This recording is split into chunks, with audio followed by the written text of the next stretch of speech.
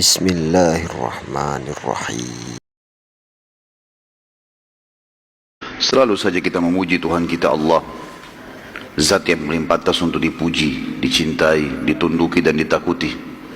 Satu-satunya Zat yang telah menciptakan, mengurus, mengawasi semua yang di langit, semua yang di bumi dan semua yang di kedalaman lautan.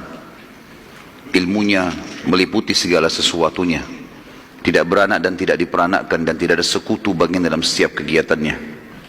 Dia telah menggantungkan segala kebutuhan kita dengan kalimat sederhana dan penuh dengan berkah. Alhamdulillah. Maka sangat wajar di setiap awal aktivitas ataupun selesai dari aktivitas kita, kita selalu mengucapkan kalimat ini. Selanjutnya kita panjatkan salam hormat kita penuh dengan cinta, rindu, penghormatan kepada manusia terbaik yang telah dipilih oleh Sang Pencipta Allah menutup risalah kenabian dan kerasulan. Manusia telah disempurnakan jalur nasabnya, ilmunya, fisiknya, sukses dalam kehidupan dunianya dan juga di akhiratnya. Demikianlah orang-orang yang mengikutinya pasti juga akan mendapatkan kesuksesan. Makanya Allah sebagai pencipta telah memerintahkan setiap manusia tidak terkecuali untuk menjadikannya sebagai suri tauladan, terutama bagi orang-orang yang sudah beriman. Dan Sang Pencipta Allah bersama malaikatnya mengucapkan salam hormat secara langsung juga kepada manusia terbaik ini, dan siapapun yang mengucapkan salam hormat kepadanya akan dibalas oleh Allah secara spontan 10 kali salam secara langsung dari Allah. Maka sangat wajar kalau kita selalu mengucapkan salawat dan taslim kepada Nabi besar Muhammad sallallahu alaihi wasallam. Melanjutkan bahasan sirah kita, semoga Allah berkahi. Setelah panjang lebar kita jelaskan tentang perang Hamrat Asad yang terjadi setelah perang Uhud, dan juga pelajaran-pelajaran yang kita ambil dari perang Uhud yang sangat luar biasa. Berikut juga kaidah-kaidah syar'i yang bisa diambil dari kejadian Uhud dan Hamrat Asad. Kita akan masuk sekarang ke pembahasan tentang penyerangan beberapa suku Arab yang ada di sekitar Madinah ke kota Madinah. Maksudnya ingin menyerang, dan ini semua adalah rentetan permasalahan yang terjadi di Uhud, di pertengahan peperangan. Di awal peperangan muslimin memenangkan peperangan, di tengah-tengah mereka dikalahkan, lalu kemudian mereka menang lagi di Hamrat Asad. Hanya saja Hamrat Asad, peperangan ini banyak juga di antara suku-suku Arab yang tidak sampai kepadanya berita itu. Jadi sebagian kecil, dan Quraisy berusaha menyebarkan berita kalau mereka yang menang. Dan memang banyak suku-suku Arab terpengaruh dengan pendapat Quraisy, ya, bahwasanya memang mereka yang menang. Padahal sebenarnya sudah kita jelaskan di Hamrat Asad, Quraisy tidak berani untuk datang menemui muslimin, dan muslimin sempat tinggal selama 3 hari di sana. Simpang siur, ada yang tangkap, ada juga yang tidak. Ringkas cerita teman-teman sekalian, ternyata ada beberapa suku-suku Arab yang berpikir untuk menyerang Madinah, dikarenakan mereka mengetahui Uhud itu tempat lokasi di mana muslimin kalah adalah di depan pintu gerbang Madinah. Artinya di depan pintu gerbang Madinah saja muslimin kalah, ya, berarti sudah sangat lemah, apalagi kalau mereka perang keluar dari kota Madinah. Maka perang yang terjadi Hamrat Asad dan Uhud itu terjadi, Uhud tentunya di bulan Syawal, tanggal 15 Syawal tahun 3 Hijriah, dan Hamrat Asad tanggal 16 Syawal. Nabi SAW pada saat itu menetap di Madinah. Setelah Hamrat Asad tidak keluar sama sekali bentuk pasukan atau menyerang. Beliau tinggal kurang lebih dari bulan Syawal, Zulqa'dah, Zulhijjah, 3 bulan sampai bulan Muharram di tahun 4 Hijriah. Tidak ada peperangan. Nabi SAW fokus menyampaikan wahyu kepada para sahabat dari hukum-hukum syar'i yang turun pada saat itu. Sampai akhirnya baginda Nabi SAW mendengarkan, teman-teman sekalian, ada beberapa suku-suku Arab yang tamak untuk menyerang Madinah. Dan suku yang paling pertama ingin menyerang Madinah namanya suku As'ad bin Khuzaimah. Dan saya sudah bilang tadi bahasan kita di pagi hari, bagaimana orang-orang Arab itu kalau ada di antara mereka yang memiliki kelebihan fisik, ya, harta, keturunan, maka bisa ternisbatkan nama suku kepadanya. Maka ini nama orang As'ad bin Khuzaimah, tapi karena dia orang yang kaya raya, punya keturunan banyak segala macam, akhirnya terbentuklah nama suku darinya. Kemudian berkembanglah juga kepada anak cucunya yang terus ya menjadi jumlah yang banyak, maka terbentuklah suku yang besar. Suku ini teman-teman sekalian dipimpin oleh seseorang yang bernama Tulaiha. Tulaiha dan adiknya, Tulaiha si kakak, adiknya namanya Salamah. Dua-duanya anaknya Khuwailid. Tulaiha ini perlu kita tahu juga, nanti dia akan mengaku sebagai seorang nabi. Salah satu yang mengaku nabi di Jazirah nanti, nabi palsu tentunya, Tulaiha ini. Hanya saja dari 3 orang yang mengaku nabi, Tulaiha bin Khuwailid, ini nantinya taubat dia. Masuk Islam dan dia taubat. Bahkan dia termasuk salah satu dari pasukan Umar bin Khattab yang menuju ke Qadisiyah, memerangi Persia bersama Sa'ad bin Abi Waqqas radhiyallahu ajma'in. Kemudian ada Aswadul Unsi nanti terbunuh, dan juga ada Musailamah al-Kadzdzab juga terbunuh setelah mereka mengaku sebagai nabi palsu. Saudara seiman, berita akan menyerangnya Tulaiha ke Madinah ini didengar oleh baginda Nabi SAW, dan beliau akhirnya mengirim mata-mata ke sana. Dengan segera Nabi SAW menyiapkan pasukan yang kita sudah sebutkan dan sering kita sebutkan dengan istilah Sariyah. Masih ingat ya? Sariyah adalah jumlah 3 orang sampai 100 maksimal, namanya Sariyah. Kalau lebih dari 100 maka dikatakan Jaish, pasukan dalam bahasa Arab. Tapi kalau di bawah dari 100 namanya Sariyah. Nabi SAW menyiapkan Sariyah yang dipimpin oleh Abu Salamah. Riwayat lain mengatakan Abu Talha. Ada 2 riwayat ya.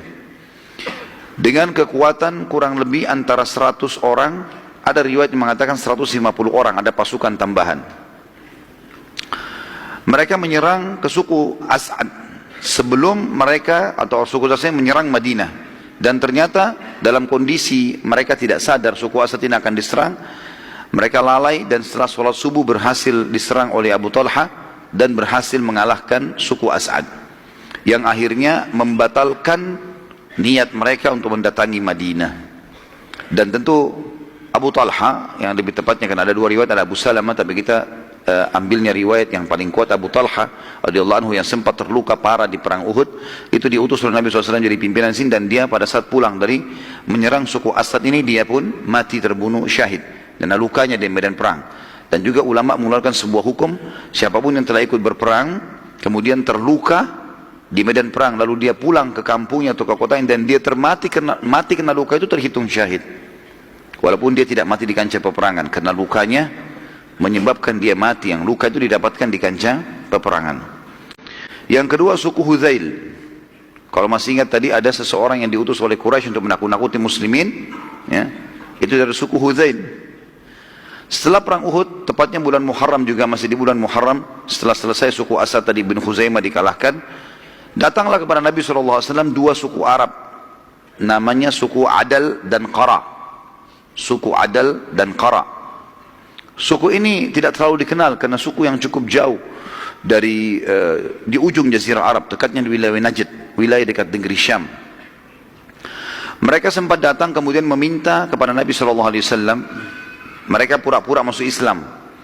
Mereka datang, mereka syahadat di Madinah, berapa puluh orang gitu ya, tidak disebutkan jumlahnya, tapi ada di sejarah mengatakan antara 40 sampai 50 orang.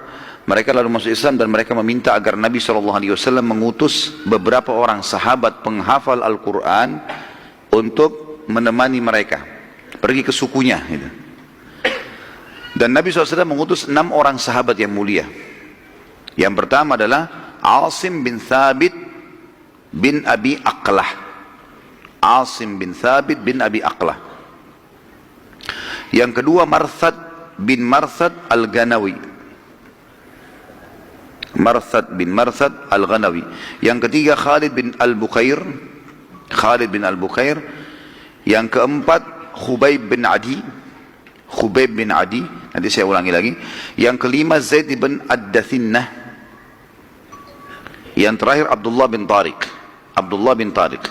Jadi Asim bin Thabit bin Abi Al-Aqla, Marthad bin Abi bin Marthad, Marthad bin Marthad Al-Ghanawi, Khalid bin Bukhair, Khubayb bin Adi, Zaid bin Ad-Dathinnah, dan juga yang terakhir Abdullah bin Tariq radhiyallahu anhu majma'in. Semuanya ini penghafal Quran. Semua ini penghafal Quran dari sahabat Nabi ridwanullahi alaihim. Pada saat tiba melewati pemukiman suku Hudzail, ternyata kelompok ini kelihatan pengkhianatannya. Padahal mereka tadi sementara jalan mereka tunjukkan, mereka belajar sholat, mereka coba belajar baca Al-Quran setiap istirahat.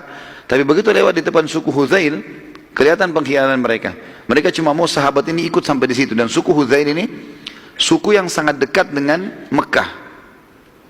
Nanti kita lihat suku ini nanti di pembebasan sebelum pembebasan atau kesepakatan Hudaybiyah, mereka jadi baik, mereka akan mengikuti menjadi partnernya Nabi SAW, jadi sekutunya Nabi. Tapi pada saat ini kita ceritakan di awal-awal Islam. Maka kedua suku tadi, Adal dan Qara ini menangkap sahabat yang 6, kemudian menyerahkan kepada Hudzail untuk menerima uang. Ini orang-orang dari Madinah muslimin, kami serahkan pada kalian. Bayar duit, kami tinggalkan. Dan Hudzail memang sudah menawarkan kepada Quraisy, hai Quraisy, kalau kami tawan orang Islam, apa kalian mau tebus? Ada kalau orang muslim dari Madinah kami tangkap, kami serahkan kalian, mau tebus nggak? Orang Quraisy bilang bawa, siapa saja. Dan kalau kalian bawa, kami bayar berapa saja untuk membalas dendam karena ada di antara mereka yang sempat terbunuh kerabatnya di perang Badr. Maka akhirnya suku Hudzail pun mengepung sahabat tadi.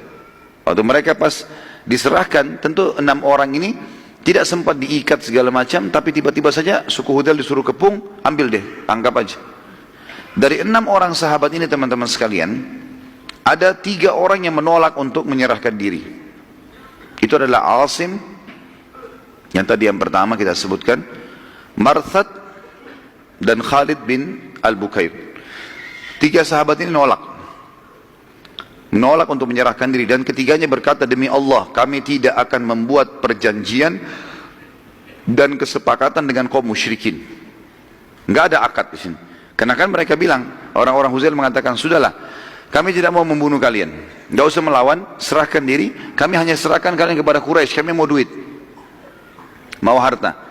Ternyata 3 orang ini nolak, enggak mau. Akhirnya mereka menghunuskan pedang dan mereka berperang. Sampai akhirnya ketiganya mati syahid. Ketiganya sahabat ini radhiyallahu anhu mati syahid.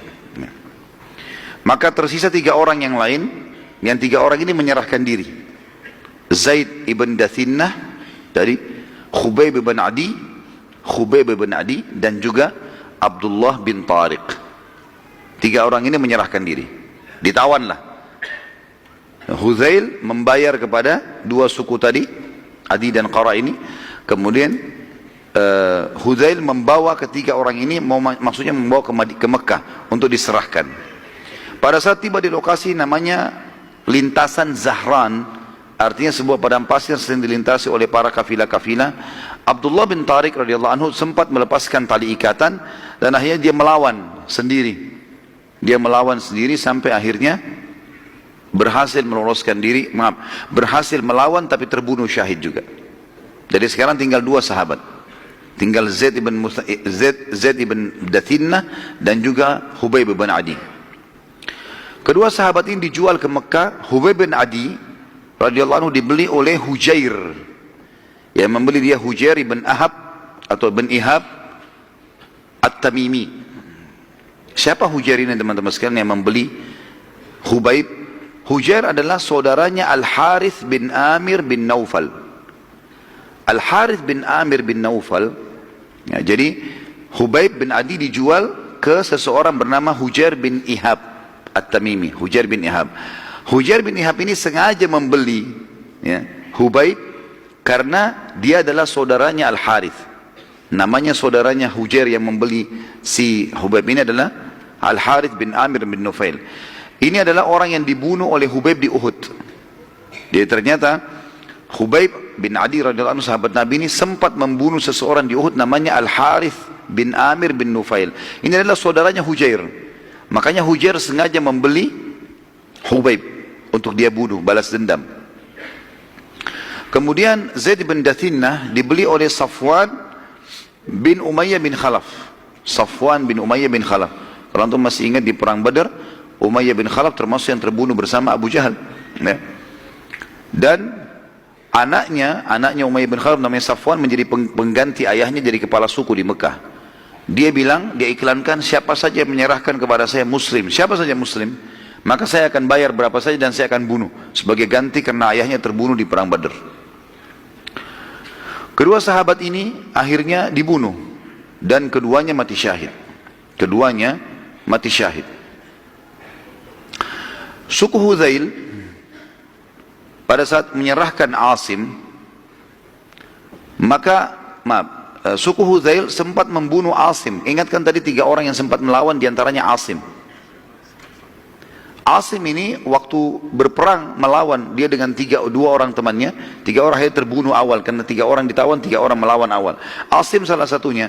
Waktu mereka membunuh Asim, dan mereka memotong kepalanya Asim, memotong kepala Asim dilepaskan, mereka niatnya ingin menjual kepala Asim kepada seorang wanita bernama Sulafa ya.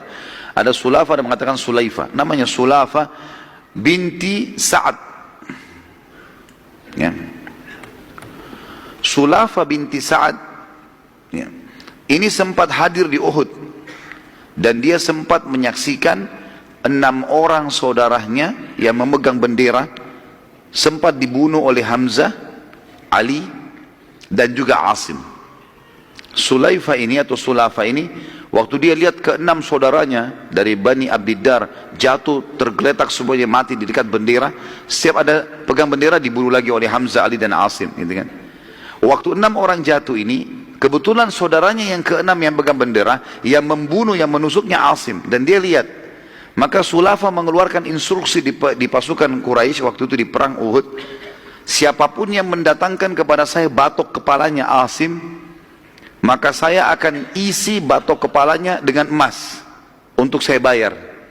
Jadi batok kepalanya nanti kalau saya dapatkan, saya akan bersihkan, dikeluarkan semua isi otaknya, saya akan isi dengan emas, sebesar itu saya akan kasih ke orang yang memberikan batok kepalanya. Oleh karena itu suku Hudzail tamak pada saat itu. Mereka pada saat membunuh Asim, mereka membawa kepalanya dengan niat mau dijual kepada Sulafa tadi, binti Sa'ad bin Syahid ya, yang hadir di Uhud pada saat itu. Namun terjadi keajaiban yang luar biasa pada saat itu. Diantara yang disebutkan dalam riwayat adalah pada saat mereka memotong kepala Asim, kepalanya sempat dipenuhi dengan lebah. Entah lebah dari mana datang, dari padang pasir, penuh semua mukanya dan kepalanya penuh lebah. Dan setiap kali ada suku Hudzail yang coba menyentuh, maka diserang oleh lebah tersebut. Dan di depan mata mereka, lebah-lebah ini rame-rame ya, menjepit kepala Asim, kemudian dibawa terbang oleh lebah gitu ya.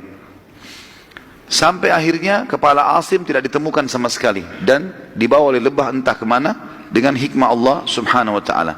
Dan pada saat terdengar berita tersebut oleh kaum muslimin, maka Umar bin Khattab mengatakan, saya pernah mendengarkan Asim telah bersumpah atas nama Allah dan memohon agar jasadnya tidak disentuh sama sekali oleh orang-orang musyrik. Maka pada saat mereka memotong pun kepalanya, sempat jasadnya entah di mana, mereka hanya menemukan kepalanya, dan kepalanya pun dibawa oleh lebah, yang akhirnya mereka tidak bisa menemukan sama sekali jasad sahabat yang mulia ini. Tentu kita melihat ini teman-teman sekalian, sampai di sini yang dinukil oleh para ahli sejarah, dan belum disebutkan apakah baginda Nabi SAW membalas atau tidak. Yang jelas kejadian ini terjadi. Yang saya tahu nanti suku Hudzail ya, meminta maaf, dan kemudian suku Hudzail akhirnya menjadi sekutu Nabi di kesepakatan Hudaybiyah. Yang ketiga, suku Sulaim, suku Ril, Zikwan, dan Usayyah. Ada 4 suku Arab, suku Sulaim, suku Ri'il ya. Ri'il ini salah satu suku Arab juga ya. Suku Sulaim, suku Ri'il, Zikwan, dan Usayyah. Ini 4 suku, Sulaim, Ri'il, Zikwan, dan Usayyah. Datang seseorang di Madinah, teman-teman sekalian, yang bernama Amir bin Malik. Amir bin Malik ini, tentu tadi itu nama-nama suku, judulnya ya. Tapi kita masuk sekarang histori kisahnya. Ada seseorang datang ke Madinah bernama Amir bin Malik bin Ja'far. Amir bin Malik bin Ja'far ini pimpinan suku Amir bin Sa'sa'ah, salah satu suku Arab. Ia menemui Nabi SAW. Si Amir ini bin Malik bin Ja'far menemui Nabi SAW. Lalu Nabi memberikan hadiah sebagai tanda persahabatan. Masih kafir. Lalu kata Nabi SAW, saya enggak terima hadiah dari orang kafir. Saya enggak terima hadiah dari orang kafir. Tentu di sini Nabi SAW menerima hadiah umumnya walaupun dari orang kafir. Tapi khusus pada masa itu karena perang lagi genting-gentingnya, kemudian telah terjadi kasus tadi, sampai berita ke Nabi SAW tentang 6 orang sahabatnya dikhianati, maka beliau pun hati-hati. Beliau mengatakan, saya tidak terima hadiah dari orang kafir, kecuali kalau kau masuk Islam. Kalau kau masuk Islam tidak ada masalah, kau Muslim. Maka kata si Amir, saya nggak mau masuk Islam, saya tidak akan masuk Islam, tetapi kalau anda mau, saya akan coba ya menyebarkan agama anda yang di suku saya. Tapi dengan syarat, harus ada sahabat anda yang berangkat. Harus ada orang yang berangkat. Nabi SAW masih trauma dengan 6 orang yang dibunuh tadi. Sampai berita ke Nabi SAW. Juga ada riwayat tadi saya lupa sampaikan teman-teman, Asim, pada saat jasadnya dicari, maka bumi yang ada jasadnya terbuka dan menanamkan, memasukkan jasadnya. Sementara kepalanya dibawa oleh lebah. Tadi yang lupa saya sampaikan.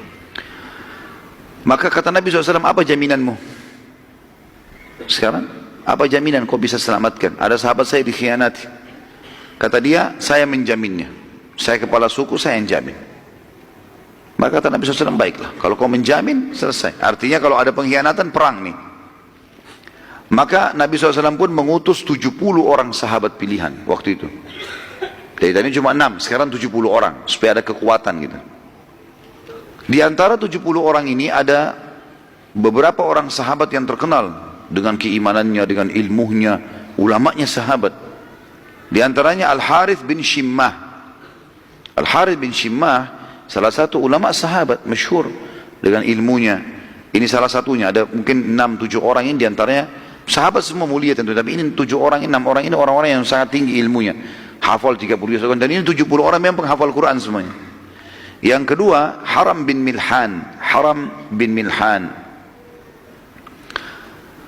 Jadi Al-Harith bin Shimmah, Haram bin Milhan, kemudian Urwa bin Asma As-Silmi. Al-Harith bin Shimmah, Haram bin Milhan, Urwa bin Asma As-Silmi. Kemudian yang keempat, Nafi' bin Badil. Nafi' bin Badil. Saya ulangi, kalau ada yang mau catat teman-teman sekalian, saya ulangi insyaAllah. Tapi niatnya dicatat bukan karena mau dapat buku ya. Dari sekarang sepakat dulu. Al-Harith bin Shimmah yang pertama, kemudian Haram bin Milhan, kemudian Urwa bin Asma As-Silmi, Urwa bin Asma As-Silmi, kemudian Nafi' bin Badil bin Waraqah. Nafi' bin Badil bin Waraqah, dan juga Amir bin Fuhairah. Ini kurang lebih di antara 70 ada 4 atau 5-6 orang ini ya. Al-Harith bin Shimmah, Haram bin Milhan, Urwa bin Asma As-Silmi, Nafi' bin Badil bin Waraqah, dan Amir bin Fuhairah. Pada saat mereka tiba di pemukiman suku Sulaim, ternyata terjadi lagi pengkhianatan. Si Amir tadi bin Malik, kepala suku Sa'sa', kepala suku Amir bin Sa'sa', berkhianat.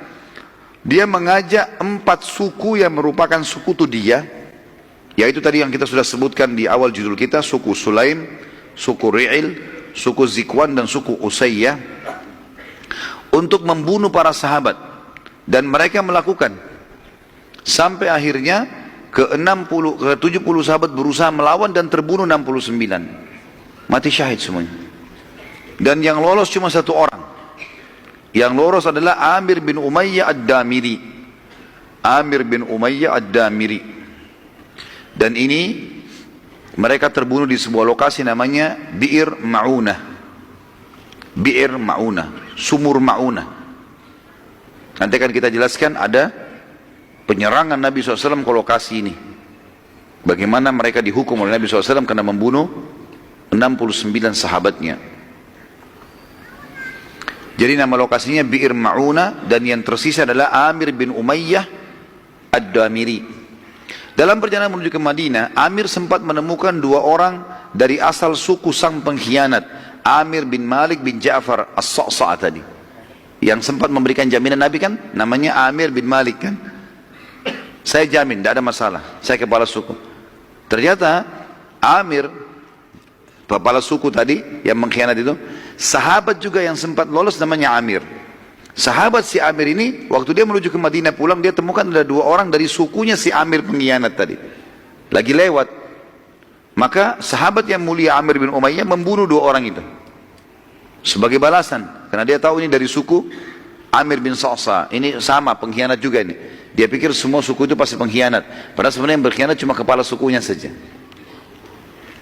Pada saat Nabi SAW mendengar cerita tersebut, maka Nabi SAW berkata, wahai Amir, masalah kasus pengkhianatan kepala suku mereka, Amir tadi bin Malik, ini dianya yang salah.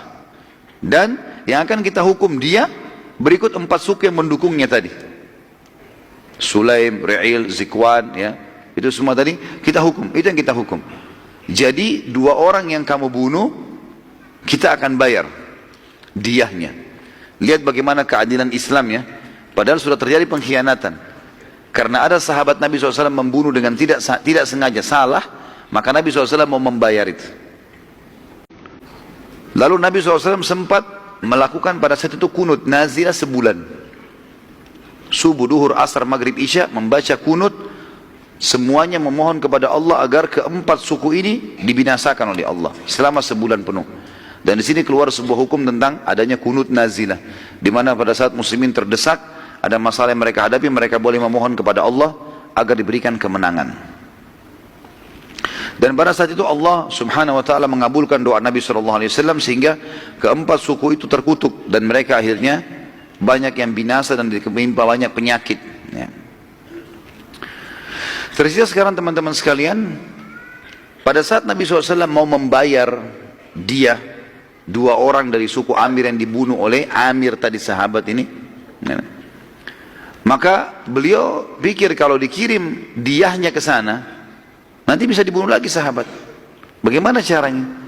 Dicarilah di Madinah suku Madinah yang merupakan sekutunya suku Amir bin Sa'sa. Siapa? Ditemukan suku Yahudi, namanya suku Nadir. Dan kita sudah pernah sebutkan ada 3 suku di Madinah, Yahudi, Qainuqa, Nadir dan Quraidah.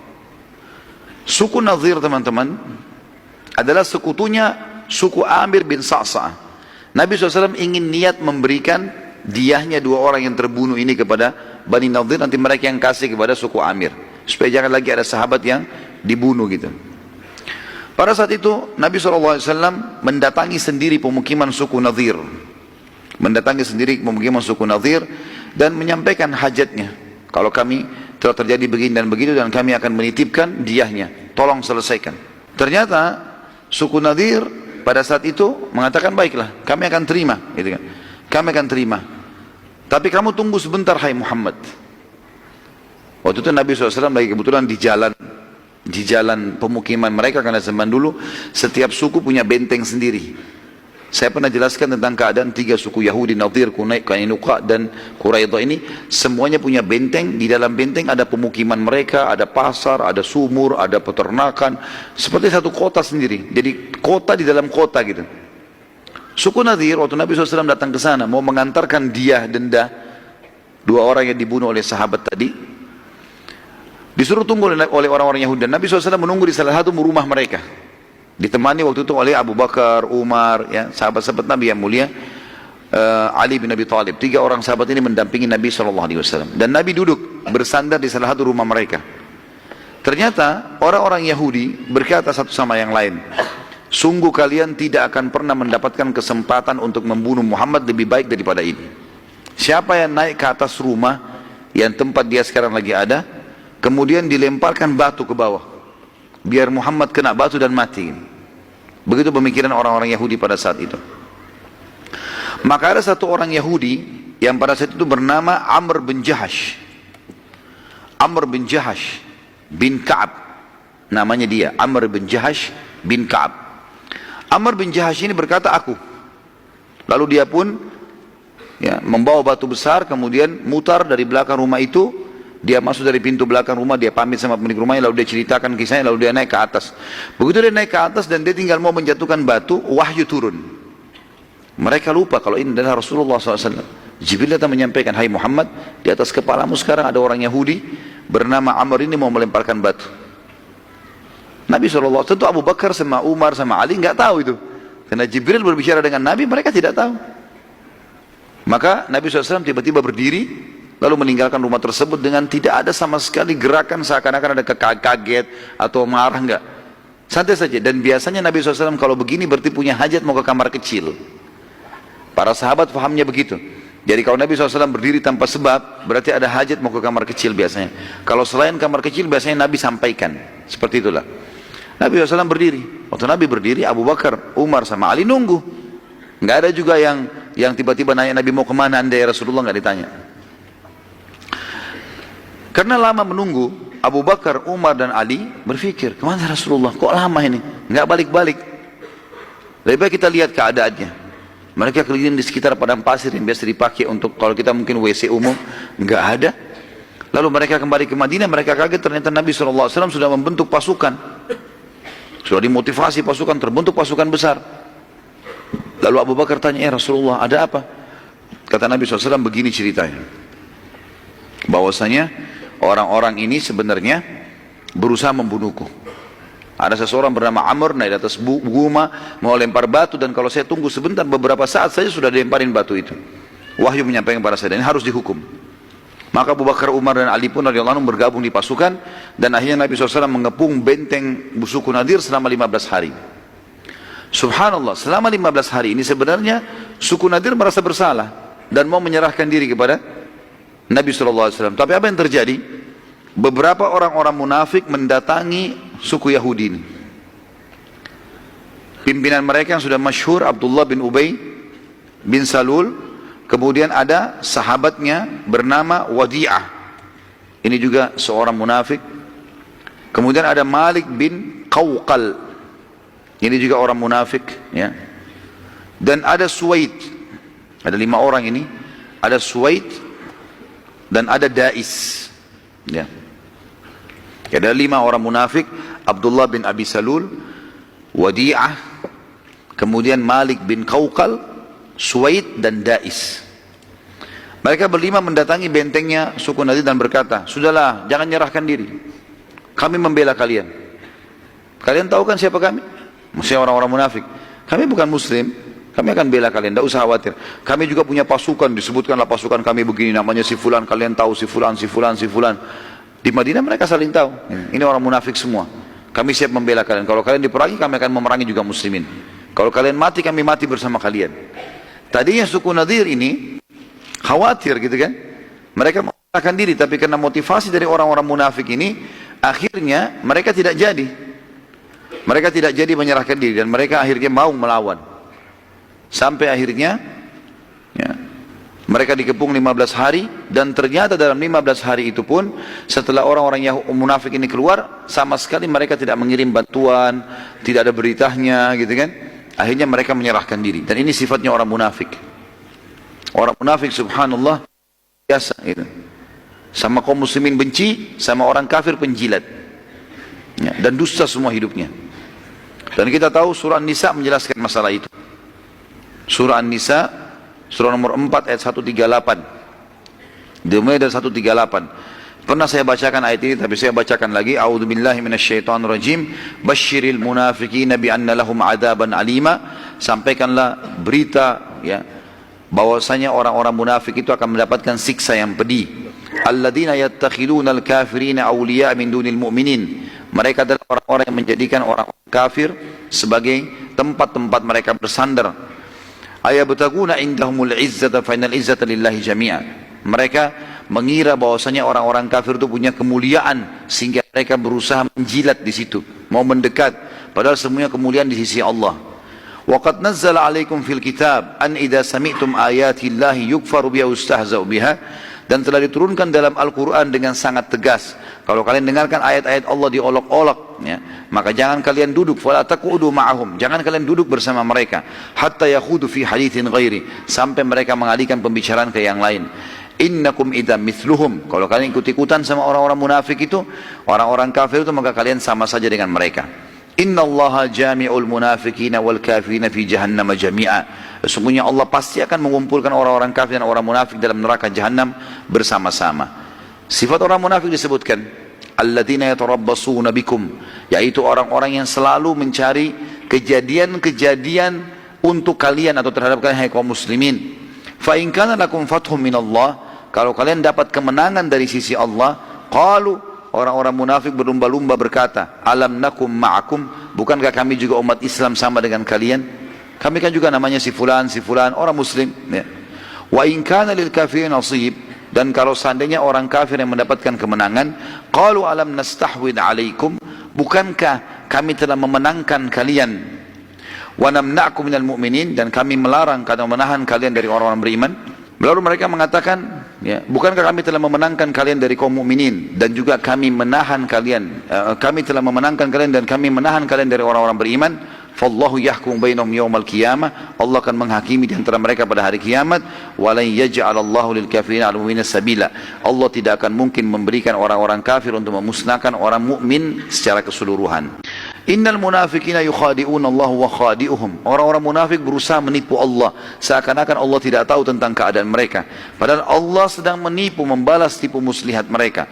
Wa idza qamu ila sholati qamu kusala, mereka kalau bangun salat mereka sangat malas. Yura'unan nas, kalaupun mereka salat mereka hanya ingin pujian manusia. Wala yadhkurunallaha illa qalila, mereka tidak pernah berzikir kepada Allah kecuali sedikit sekali. Mudabdabina baina dzalik, mereka bingung antara kafir dan keimanan. La ilaha ula'i wa la ilaha ula, mereka tidak menjadi orang beriman, tidak juga menjadi orang kafir. Wa may yudlilillahu falan tajid lahu sabila, siapa yang telah Allah sesatkan maka kalian tidak akan dapatkan petunjuk baginya. Lalu kemudian sebagai penutup teman-teman, dan kita break untuk sholat dulu insyaallah. Ternyata di sini semua yang mereka sampaikan kepada orang-orang Yahudi bohong dan dusta. Tidak ada dukungan, juga tidak ada bantuan dari mereka, yang akhirnya Allah Azza wa Jal memasukkan rasa takut dalam hati suku Nadir, dan mereka meminta perdamaian dengan Nabi sallallahu alaihi wasallam. Dan insyaallah kita akan sampaikan atau lanjutkan sebentar lagi bahasan kita. Subhanakallahumma bihamdika, asyhadu an la ilaha illa anta astaghfiruka wa atubu ilaik. Wassalamualaikum warahmatullahi wabarakatuh. Warahmatullahi wabarakatuh. Alhamdulillah, wassalatu wassalamu ala rasulillah. Segala puji bagi Allah subhanahu wa ta'ala, juga salawat dan taslim kepada Nabi besar Muhammad sallallahu alaihi wasallam. Tadi kita sudah sampai masalah suku Nadir di mana mereka akhirnya menyerahkan diri kepada baginda Nabi SAW setelah 15 hari dikepung. Dan setelah ternyata terbukti kebohongan orang-orang munafik yang katanya mau membela mereka. Dan memang ini sudah menjadi sebuah tradisi dari orang-orang munafikin, mereka selalu memusuhi Islam dan mereka selalu menjilat dan menipu orang-orang kafir. Juga sudah kita bacakan beberapa ayat Al-Quran dalam surah An-Nisa yang menjelaskan masalah ciri-ciri khasnya orang-orang munafik itu. Di antara suku Nadir pada saat mereka menyerahkan diri, mereka tadinya minta damai. Tadinya Nabi SAW sebenarnya cuma minta si Amr saja yang bawa batu di atas rumah itu serahkan ke kami. Mereka nggak mau. Karena nggak mau, akhirnya semua suku dikepung. Kalau mereka serahkan, maka selesai urusannya. Orang itu yang dihukum, tapi ini tidak. Maka akhirnya dikepung semua, dan mereka sampai menyerahkan diri pun tidak mau menyerahkan si orang yang niat mau membunuh tadi. Maka Nabi SAW mengatakan, saya hanya akan sepakat dengan kalian kalau kalian tunduk dengan hukumku. Maka mereka pun sepakat, dan Nabi SAW menyetujui syarat-syarat atau menulis syarat-syarat, dan diantara syaratnya Nabi SAW adalah mereka harus meninggalkan Madinah dan mereka tidak boleh membawa apapun kecuali unta mereka saja, ya. Maaf, mereka boleh membawa apa saja yang mampu diangkat oleh unta mereka. Yang lain tidak bisa, kayak rumah, kebun-kebun tentu tidak bisa. Mereka hanya bisa membawa apa yang mampu diangkat oleh untahnya. Dan diantara suku Nadir ada yang masuk Islam, 2 orang Yahudi, Yamair bin Amr bin Ka'ab, Yamair bin Amr bin Ka'ab radhiyallahu anhu, dan juga Abu Sa'ad bin Wahab. Yamair bin Amr bin Ka'ab dan Abu Sa'ad bin Wahab. Sehingga akhirnya Nabi SAW mengembalikan harta mereka, karena mereka masuk Islam, dikembalikan semua apa yang tadi diambil oleh Nabi SAW. Harta suku Nadir dibagi oleh baginda Nabi SAW kepada seluruh muhajirin yang pertama masuk Islam dari Mekah, dan dari orang Ansar diberikan 2 orang saja, Sahal bin Hunayf dan Syammah bin Kharashah atau Abu Dujana. Dua orang sahabat Nabi dapat ghanimah dari orang-orang Ansar, cuma dua orang, Sahal bin Hunayf dan Syammah bin Kharasha atau Abu Dujana. Kejadian ini terjadi teman-teman sekalian di bulan Rabiul Awal tahun 4 Hijriah. Karena tadi kan Nabi SAW istirahat tidak perang setelah kejadian ya, Hamrat Asad sampai bulan Muharram di tahun 4 Hijriah. Terjadilah beberapa suku-suku Arab sampai akhirnya suku Nadir ini yang dikeluarkan dari kota Madinah. Dan Allah Subhanahu wa taala mengekalkan dalam Al-Qur'an cerita tentang pengusiran suku Nadir dari Madinah dan pengkhianatan mereka ini. Dalam surah Al-Hasyr, lengkap satu surah itu turun untuk mereka. 24 ayat. Dan bagi teman-teman yang mau menghafal surah-surah ya, untuk menambah hafalan surah, termasuk surah ini mulia ini. Karena surah ini tidak panjang ya, 24 ayat dan menceritakan tentang kejadian mereka. Saya akan bacakan A'udzubillahi minasyaitonirrajim, surah Al-Hasyr, surah nomor 59 ayat 1 sampai ayat 24. Sabbaha lillahi ma fis samawati wa ma fil ardi wa huwal azizul hakim. Telah bertasbih kepada Allah semua yang ada di langit dan di bumi, dan dialah yang maha perkasa lagi maha bijaksana. Ayat ini turun kejadian pengusiran suku Nadir pada saat mereka dikepung 15 hari itu. Lalu Allah mengatakan, huwallazi akhrajal ladina kafaru min ahlil kitab min diyarihim li awwalil hasyr ma dhanantum an yakhruju wa dhannu annahum mani'atuhum husunuhum min Allahi fa'atahumullahu min haitsu lam yahtasibu wa kadhaba fi qulubihim ar-ru'b yukhribuna buyutahum bi aydihim wa aydil mu'minina fa'tabiru ya ulil absar. Dialah Allah yang telah mengeluarkan orang-orang kafir dari ahli kitab, dari kampung-kampung mereka, maksudnya benteng mereka, pada saat pengusiran yang pertama. Yang dimaksud adalah orang-orang Bani Nadir, karena mereka yang mula-mula dikumpulkan dan diusir dari kota Madinah. Kalian sempat menyangka, hai muslimin, bahwasanya mereka tidak akan keluar ya. Dan mereka pun yakin bahwasanya benteng-benteng mereka dapat mempertahankan mereka dari siksa Allah. Maka Allah mendatangkan kepada mereka hukuman dari arah yang mereka tidak sangka-sangka, dan Allah memasukkan ketakutan dalam hati mereka. Mereka merusak rumah-rumah mereka dengan tangan-tangan mereka sendiri dan tangan orang-orang mukmin. Maka ambillah pelajaran dari kejadian itu, hai orang-orang yang mempunyai wawasan atau akal. Jadi ayat ini, ayat nomor 2 ini yang paling tegas menjelaskan masalah keadaan mereka. Jadi waktu Nabi SAW mengatakan kalian harus diusir dari Madinah, sepakat keluar, kalau enggak dibunuh. Dan hanya boleh bawa barang yang dinaikkan di atas unta saja. Rupanya karena mereka sakit hati, mereka sempat merusak rumah-rumah mereka dengan tangan mereka sendiri. Maksudnya supaya tidak dipakai oleh muslimin. Kan? Ternyata di antara muslimin ada yang datang membantu mereka ngurusin rumahnya. Sampai kita tidak butuh rumah kalian kok. Tidak butuh, keluar saja gitu. Allah mengatakan ambil pelajaran dari situ. Suku Nadir ini teman-teman sekalian memiliki di dalam benteng itu sekitar 1000 personil perang, ahli perang, prajurit, dan mereka masih mempunyai sekian ribu orang yang memang bukan personil perang tapi bisa dipakai tenaganya. Yang mengepung mereka hanya segelintir berapa ratus sahabat bersama Nabi SAW. Tapi Allah mendatangkan ketakutan-ketakutan pada mereka sehingga akhirnya mereka menyerahkan diri. Dan beginilah selalu keadaan peperangan muslimin. Kalau memang mereka ikhlas kepada Allah, walaupun jumlahnya lebih sedikit, pasti Allah berikan kemenangan. Ayat 3, walaula an kataballahu alaihimul jalaa la'adzabahum fid dunya walahum fil akhirati adzabun nar. Dan jika saja ya, atau jika tidaklah Allah, jika tidak karena Allah telah menetapkan pengusiran terhadap mereka, benar-benar Allah akan mengadab mereka di dunia, dan bagi mereka di akhirat azab neraka. Kalau bukan Allah mudahkan kalian mengusirnya, hai muslimin, mereka tetap akan Allah siksa dalam benteng mereka. Jadi semuanya itu adalah penghinaan. Dan di akhirat juga kalau mereka tidak sempat taubat, tidak masuk Islam, pastilah mereka akan masuk ke dalam neraka Jahannam. Dzalika bi annahum syaqqullaha wa rasulahu wa man yushaqillaha fa innallaha syadidul iqab. Demikian itu karena mereka menentang Allah dan Rasulnya. Barang siapa yang menentang Allah dan Rasulnya, sesungguhnya Allah sangat keras hukumannya. Ma qata'tum min linatin aw taraktumuha qa'imatan ala usuliha fa biidnillahi wa liyukhziyal fasiqin.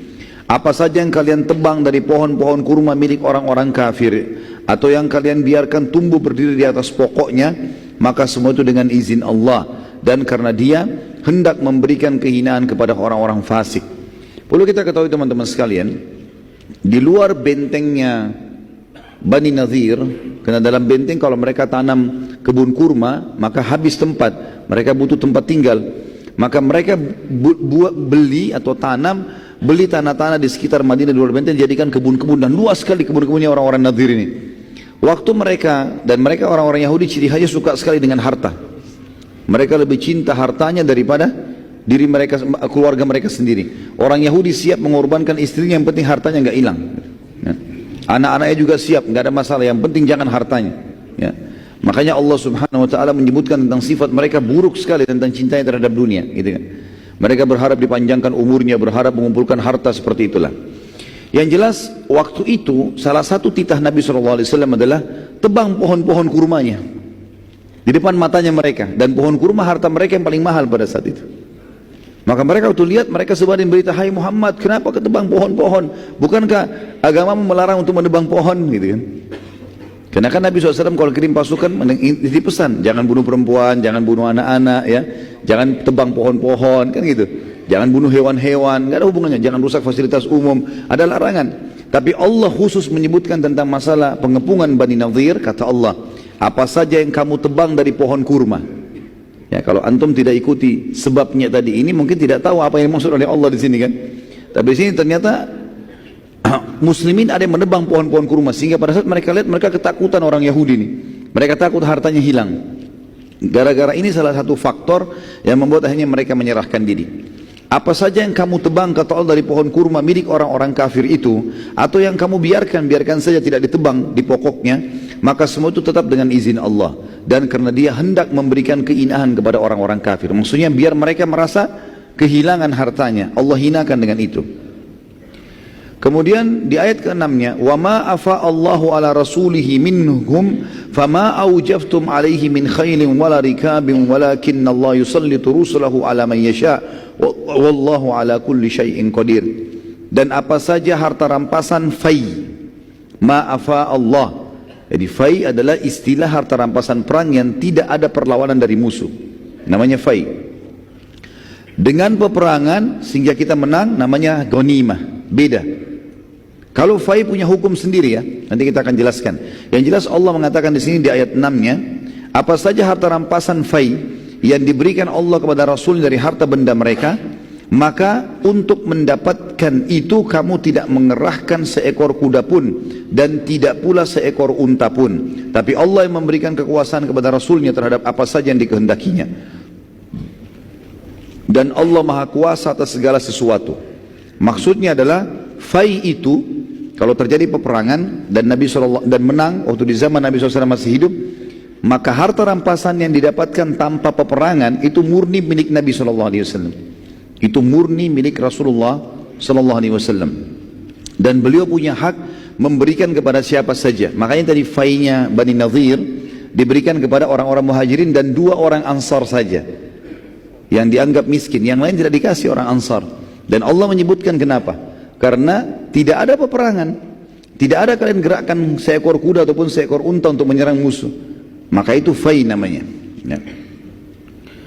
Lalu kemudian Allah mengatakan juga di ayat 7-nya, ma afa Allahu ala rasuli min ahlil qura fadillahi walir rasuli wadil qurba wal yatama wal masakin wal masakin wa ibnis sabili kay la yakuna dulatan bainal agniya'i minkum wa ma ataakumur rasulu fakhudhu wa ma nahakum anhu fantahu wattaqullah innallaha syadidul iqab. Apa saja harta rampasan fai yang didapatkan tanpa peperangan yang diberikan Allah kepada Rasulnya dari harta yang dari penduduk kota-kota, maka itu adalah milik Allah, Rasul, kaum kerabat, anak-anak yatim, maksudnya kerabat Nabi SAW, yang Nabi, anak-anak yatim, orang-orang miskin, dan orang-orang yang dalam perjalanan dan terputus jalan, supaya harta tersebut tidak beredar di antara orang-orang kaya saja di antara kalian. Apa yang diberikan Rasul kepada kalian, terimalah, dan apa yang dilarang bagi kalian, tinggalkanlah, dan bertakwalah kepada Allah, sesungguhnya Allah amat keras siksaannya. Ayat 8, للفقراء المهاجرين الذين أخرجوا من ديارهم وأموالهم يبتغون فضلا من الله ورضوانا وينصرون الله ورسوله أولئك هم الصادقون. Juga harta tersebut diberikan kepada orang-orang fakir yang hijrah dari Mekah, yang diusir dari kampung halaman mereka dan dari harta benda mereka karena mencari karunia dari Allah dan keridhaannya, dan mereka menolong Allah dan Rasulnya. Mereka itu adalah orang-orang yang jujur. Ayat 9, وَالَّذِينَ تَبَوَّأُوا الدَّارَ وَالْإِيمَانَ مِنْ قَبْلِهِمْ يُحِبُّونَ مَنْ هَاجَرَ إِلَيْهِمْ وَلَا يَجِدُونَ فِي صُدُورِهِمْ حَاجَةً مِمَّا أُوتُوا وَيُؤْثِرُونَ عَلَى أَنفُسِهِمْ وَلَوْ كَانَ بِهِمْ خَصَاصَةٌ وَمَنْ يُوقَ شُحَّ نَفْسِهِ فَأُولَئِكَ هُمُ الْمُفْلِحُونَ. Dan Allah memuji orang-orang Ansar, orang-orang yang telah menempati kota Madinah dan telah beriman, maksudnya orang Ansar. Sebelum kedatangan para muhajirin, mereka orang Ansar mencintai orang-orang yang berhijrah kepada mereka, dan mereka orang-orang Ansar tidak menaruh keinginan dalam hati mereka terhadap apa-apa yang diberikan kepada muhajirin. Artinya Allah pastikan fai ini pun, hai Muhammad, kalau kau berikan kepada muhajirin, tidak diberikan kepada Ansar, enggak usah khawatir. Orang Ansar tidak akan pernah ada masalah dengan hati mereka, karena mereka suka dan cinta dengan saudara yang hijrah. Dan ini pujian Allah untuk penduduk Madinah secara khusus. Dan mereka mengutamakan orang-orang muhajirin atas diri mereka sendiri, sekalipun mereka dalam keadaan kesusahan. Dan siapa yang dipelihara dari kekiran dirinya, maka mereka adalah orang-orang yang beruntung. Jadi ada alasan kenapa Allah subhanahu wa ta'ala menyuruh Nabi Muhammad SAW membagikan fai kepada muhajirin dan cuma 2 orang dari Ansar. Karena itu haknya Allah dan Rasulnya secara mutlak, dan memang orang-orang muhajirin layak dibantu, terutama orang-orang miskin di antara mereka. Ya. Sebagian ahli sejarah mengatakan orang-orang kaya muhajirin tidak dapatkan, seperti Abu Bakar, ya, Utsman bin Affan, yang kaya-kaya tidak mendapatkan fai dari sini, tapi orang-orang miskin di antara mereka sebagaimana Allah sudah sebutkan. Kemudian dikatakan selanjutnya, وَالَّذِينَ جَاءُوا مِنْ بَعْدِهِمْ يَقُولُونَ رَبَّنَا اغْفِرْ لَنَا وَلِإِخْوَانِنَا الَّذِينَ سَبَقُونَا بِالْإِيمَانِ وَلَا تَجْعَلْ فِي قُلُوبِنَا غِلًّا لِلَّذِينَ آمَنُوا رَبَّنَا إِنَّكَ رَءُوفٌ رَحِيمٌ. Dan orang-orang yang datang sesudah mereka, para muhajirin dan ansar, setelah dengar kisah ini, kita sekarang termasuk kena ayat ini. Mendengarkan kisah ini, tidak akan pernah lagi ada fikiran kita sebagaimana orang-orang Ansar tidak pernah berpikir. Jangan ada di antara kita terpikir, teman-teman sekalian, loh kenapa Rasulullah cuma kasih orang muhajirinnya, kenapa orang Ansar nggak dikasih? Sudah dijawab di sini. Jangan lagi kalian balas, jangan lagi bimbang dengan itu, tapi katakanlah, kata Allah SWT, orang-orang yang datang sesudah mereka, para muhajirin dan Ansar yang baca Al-Quran, mereka malah berdoa, ya Rabb kami, berikanlah ampunan untuk kami dan saudara-saudara kami yang telah beriman lebih dulu daripada kami, dan jangan engkau membiarkan kedengkian dalam hati kami terhadap orang-orang yang beriman. Ya Rabb kami, sesungguhnya engkau maha penyantun lagi maha penyayang. Dan ayat ini yang digunakan oleh ulama ahli sunnah yang sangat tegas, membantah pemahaman Syiah yang menghina-hina para sahabat, apalagi sampai mengkafirkan. Karena di sini Allah Subhanahu wa taala memerintahkan kita semua yang datang setelah muhajirin dan ansar mendoakan agar mereka mendapatkan pengampunan dan tambahan rahmat. Ayat 11, alam tara ila alladhina nafaqu yaquluna li ikhwanihim alladhina kafaru min ahli alkitab la in ukhrijtum lanakhrujanna ma'akum wa la nuti'u fikum ahadan abada ولا نطيع فيكم أحدا أبدا وإن قتلتم لننصرنكم والله يشهد إنهم لكاذبون. Ingatlah pada saat, ya, apakah kamu tidak memperhatikan, kata Allah, apakah kamu tidak memperhatikan orang-orang munafik yang telah berkata kepada saudara-saudara mereka dari orang kafir. Allah membongkar kedoknya 4 orang munafik tadi yang memberikan jaminan suku Nadhir, nggak apa-apa, nggak usah menyerahkan diri, kami akan tolong kalian. Allah bongkar kedok mereka. Apakah kamu tidak memperhatikan orang-orang munafik yang berkata kepada saudara-saudara mereka dari orang kafir, ahli kitab, di antara ahli kitab, sungguhnya jika kamu diusir, niscaya kami pun akan keluar bersama kalian, dan kami selama-lamanya tidak akan patuh kepada siapapun untuk menyusahkan kalian. Dan jika kamu diperangi, pasti kami akan membantu kalian. Dan Allah menyaksikan bahwa sungguhnya orang-orang munafik itu benar-benar pendusta. Ayat 12, la in ukhriju la yakhrujuna ma'ahum wa la in qutilu la yansurunahum wa la in nasaruhum la yuwallunna al-adbara thumma la yunsarun. Sesungguhnya jika mereka diusir, orang-orang ahli kitab tadi, orang-orang munafik itu tidak akan keluar bersama mereka, tidak mau diusir juga. Dan sesungguhnya jika mereka diperangi, niscaya mereka tidak akan menolong. Sesungguhnya jika mereka menolong pun niscaya mereka akan berpaling lari ke belakang, kemudian mereka tidak akan mendapatkan pertolongan. Ayat 13, la antum ashaddu rahbatan fi sudurihim minallah dzalika bi annahum qaumun la yafqahun. Sesungguhnya kalian sekalian orang beriman, dalam hati mereka orang kafir dan orang munafik lebih ditakuti daripada Allah, dan yang demikian itu karena mereka adalah kaum yang tidak mengerti. Ayat 14, la yuqatilunakum jami'an illa fi quram sanatin aw min wara'i judur ba'suhum bainahum shadid tahsabuhum jami'an wa qulubuhum shatta dzalika bi annahum qaumun la yaqilun. Mereka tidak akan memerangi kalian hai orang-orang beriman dalam keadaan bersatu padu, kecuali dalam kampung-kampung yang berbenteng atau di balik tembok. Permusuhan di antara mereka, orang-orang Yahudi dan orang munafik itu sangat hebat. Jangan kita kira bahwasanya mereka bersatu. Kalian kira mereka itu bersatu, sedangkan hati mereka sebenarnya berpecah belah.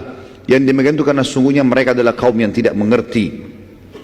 Ayat 15. Kamathalil ladina min qablihim qariba dzaku wabala amrihim walahum adzabun alim. Mereka adalah seperti orang-orang Yahudi yang belum lama sebelum mereka telah merasai akibat buruk dari perbuatan mereka, dan bagi mereka azab yang pedih. Kalau antum masih ingat kisah tentang suku Bani Kainuqa, suku Kainuqa, yang pernah ada seorang sahabat belanja di pasar mereka, kemudian dipermalukan oleh satu tokoh Yahudi, orang Yahudi, ditaruh dicantolin besi tajam, lalu waktu sahabat itu berdiri terrobek bajunya. Ya, kemudian lewat seorang sahabat Nabi, dilihat dipermalukan muslimin, lalu kemudian dibunuh si Yahudi pemilik toko, lalu sahabatnya dibunuh, dikeroyoki satu pasar. Sahabat sempat melapor ke Nabi SAW, ya Rasulullah begini-begini. Maka Nabi bentuk pasukan dikepung suku Kainuqa. Nabi minta itu yang bunuh yang muslim dibunuh, serahkan kepada kami. Mereka enggak mau, dikepung, diusir dari Madinah. Allah sebutkan keadaan mereka orang-orang Nadir ini mirip dengan orang-orang Yahudi sebelumnya.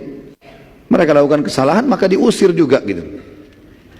Ayat 16-nya, kamathali syaitani idh qala lil insani kfur falamma kafara qala inni bari'um minka inni akhafu Allah rabbal alamin. Bujukan orang-orang munafik kepada orang kafir itu seperti bujukan syaitan. Ketika dia berkata kepada manusia, kafirlah kamu, maka tak kala manusia itu kafir, ia berkata, sungguhnya aku berlepas diri dari kalian, karena sungguhnya aku takut kepada Allah, Rabb semesta alam. Jadi orang-orang kafir itu sebenarnya, termasuk di Indonesia di mana-mana, kalau mereka tahu orang-orang munafik itu sebenarnya hanya menjilat saja, ini Allah bongkar kedoknya kepada kita. Kita umat Islam tahu siapa mereka. Nah, statusnya muslim, tapi jauh dari agama, benci dengan Islam. Tidak ada yang di zaman Nabi SAW tidak ada munafik diberikan jabatan. Enggak pernah pemimpin perang, enggak pernah diamanahkan kota Madinah, enggak pernah Nabi suruh kumpulin zakat, enggak pernah apa. Nabi enggak pernah libatin mereka. Tapi Nabi sampaikan ke sahabat, ini orang-orang begini cirinya. Nanti setelah pembebasan kota Mekah kita lihat bagaimana Allah beberkan, mempermalukan orang-orang munafik luar biasa. Sampai namanya Nabi sebut, si fulan munafik, si fulan munafik, si fulan munafik. Nabi sebut. Seperti itulah ya. Yang jelas orang-orang kafir kalau tahu ayat-ayat ini mereka pasti tahu tidak boleh mereka bekerjasama dengan umat Islam yang menjilat mereka, karena pasti orang munafik. Orang muslim yang sejati tidak bakal kerjasama sama orang kafir dalam masalah-masalah seperti itu. Dikatakan di sini di ayat 17-nya, fakana akibatuhuma annahuma finnari khalidaini fiha wa dzalika jazaa'ul zalimin. Maka kesudahan keduanya, orang kafir dan orang munafik, pasti masuk ke neraka. Mereka kekal di dalamnya, demikianlah balasan bagi orang-orang zalim. Ayat 18, ya ayyuhalladzina amanu taqullaha wal tanzur nafsum ma qaddamat lighad wattaqullaha innallaha khabirum bima ta'malun. Hai orang beriman, bertakwalah kepada Allah, patuhlah terhadap perintahnya, tinggalkan larangannya, dan hendaklah setiap diri memperhatikan apa yang dia perbuat untuk hari esoknya, maksudnya akhiratnya, dan bertakwalah kepada Allah, sungguhnya Allah mengetahui apa yang kalian kerjakan. Ayat 19, وَلَا تَكُونُوا كَالَّذِينَ نَسُوا اللَّهَ فَأَنْسَاهُمْ أَنفُسَهُمْ أُولَٰئِكَ هُمُ الْفَاسِقُونَ. Jangan kalian menjadi seperti orang-orang yang lupa kepada Allah, tidak mau mengenal Allah, tidak mau belajar, tidak mau mengetahui ya, halal haramnya Allah, lalu Allah menjadikan mereka lupa kepada diri mereka sendiri. Mereka itulah orang-orang yang fasik. Ayat 20, la yastawi ashabun nari wa ashabul jannah humul faizun. Tidak akan pernah sama keadaan penghuni-penghuni neraka dengan penghuni-penghuni surga. Ketahuilah, penghuni-penghuni surga kata kuncinya patuh di dunia, Beriman pada Allah, nikmati halal, tinggalkan haram. Kerjakan perintah, tinggalkan larangan. Tidak akan sama antara penghuni neraka dengan penghuni surga. Penghuni surga itu adalah orang-orang yang beruntung. Ayat 21, "Lau anzalna hadzal Qur'ana 'ala jabalin lara'aitahu khashi'an mutasaddian min khasyyatillah wa tilkal amthalu nadribuha lin-nasi la'allahum yatafakkarun." Kalau sekiranya Al-Qur'an ini maknanya adalah masih banyak orang yang ragu dengannya, tidak mau membaca, tidak mau menghafal, tidak mau memahami, tidak mau mengamalkan. Ketahuilah, Al-Quran yang kami turunkan ini, kalau diturunkan di atas sebuah gunung yang kokoh, pasti kamu akan melihat gunung itu tunduk terbelah, terpecah belah, disebabkan ketakutannya dengan firman Allah di situ. Karena Allah, perkataan Allah. Dalam perumpamaan-perumpamaan itu kami buat untuk manusia supaya mereka berfikir. Ayat 22, "Wallahu alladzi la ilaha illahu alimul ghaibi wasyahadah warrahmanur rahim." Yang menurunkan Al-Quran, yang menurunkan syariat, yang telah mengutus Rasulullah Muhammad SAW adalah Allah. Tidak ada Tuhan selain Dia, yang mengetahui yang gaib dan yang nyata. Dialah yang maha pemurah lagi maha penyayang. Ayat 23, "Wallahu alladzi la ilaha illa huwal malikul quddusus salamul mu'minul muhaiminul azizul jabbarul mutakabbir subhanallahi amma yusyrikun." Dialah Allah yang tidak ada Tuhan selain Dia, satu-satunya Raja yang maha suci, yang maha sejahtera. Yang suci artinya tidak ada sama sekali hal-hal yang negatif. Allah ciptakan baik dan buruk, Allah selalu baik. Jujur dan dusta, Allah selalu jujur, makanya dusta dilarang. Ya. Pelit dan dermawan, Allah selalu dermawan, Allah selalu memberi, penyantun. Dan pelit dilarang, makanya Allah tidak mau, Allah ciptakan dan Allah larang untuk itu, supaya jadi penguji bagi hamba-hambanya. Itu namanya maha suci. Maha sejahtera, sejahtera artinya tidak pernah habis stoknya.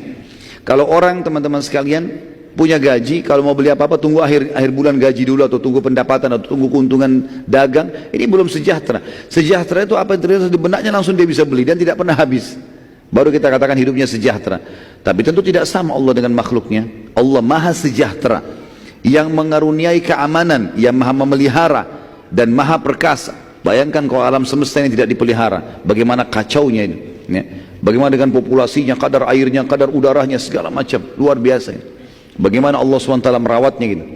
Saya subhanallah tadi siang duduk sama istri saya di restoran, kemudian pinggir laut.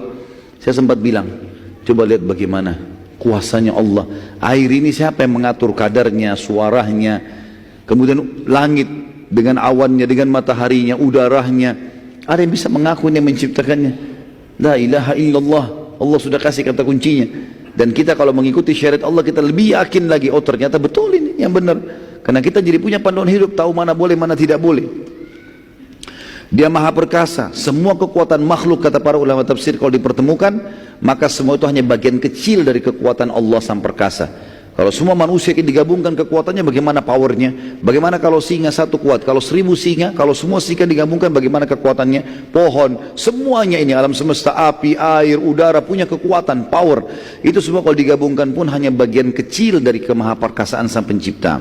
Yang maha kuasa, yang memiliki segala keagungan, maha suci Allah dari apa yang mereka persekutukan. Ayat 24-nya. Huwallahul khaliqul bari'ul musawwiru lahul asma'ul husna yusabbihu lahu ma fis samawati wal ardi wa huwal azizul hakim. Dialah Allah yang telah menciptakan dari tidak ada menjadi ada, telur yang cair menjadi anak ayam, bisa berkokok, bisa berkembang biak, sperma sel telur jadi kayak kita manusia, bisa berteriak, bisa bermarah, bisa senang, ya.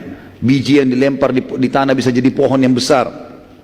Menciptakan, yang mengadakan, yang membentuk rupa. Semuanya keindahan ini dibentuk oleh sang pencipta Allah, yang mempunyai asmaul husna, nama-nama yang mulia, bertasbih kepadanya apa yang ada di langit dan di bumi, dan dialah yang maha perkasa lagi maha bijaksana. 24 ayat full turun karena kejadian suku Nadir, ya, dan ini perlu diketahui teman-teman sebab nuzulnya, karena luar biasa. Ayat ini berbicara tentang kejadian pada saat itu.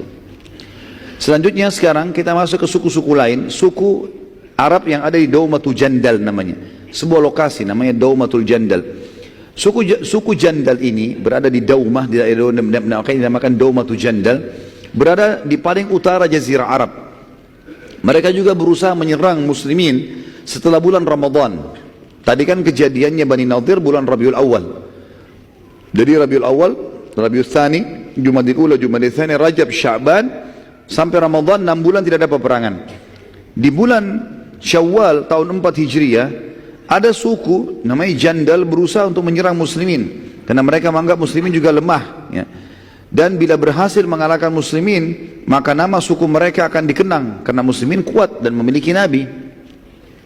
Namun Nabi SAW, dan ini strategi perang beliau SAW, tidak pernah beliau biarkan musuh mau menyerang, tidak pernah beliau biarkan musuh nyerang baru kemudian beliau lawan, kecuali kejadian di Uhud karena sudah terlanjur datang, dan Khandak sudah terlanjur datang. Nabi SAW tidak tahu, tapi kalau Nabi tahu pasti Nabi serang duluan.